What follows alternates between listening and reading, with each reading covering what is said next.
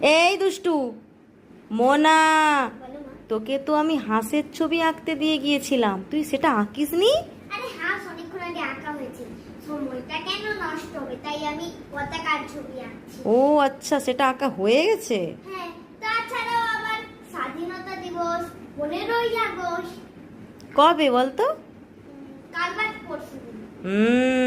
ঠিকই জানিস, তাই এটা এঁকেছিস বুঝি। হ্যাঁ, ভালো হয়েছে।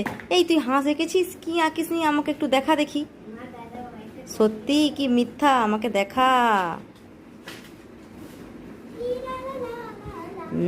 ভালো হয়েছে, খুবই ভালো হয়েছে। আমার দাদা একটা ইম্পর্টেন্ট কাজ আছে। কি কাজ আছে?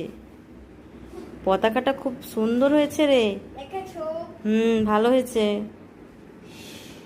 জয় হিন্দ। ওরে বাবা, আমার মনে তো অনেক কিছু জানে।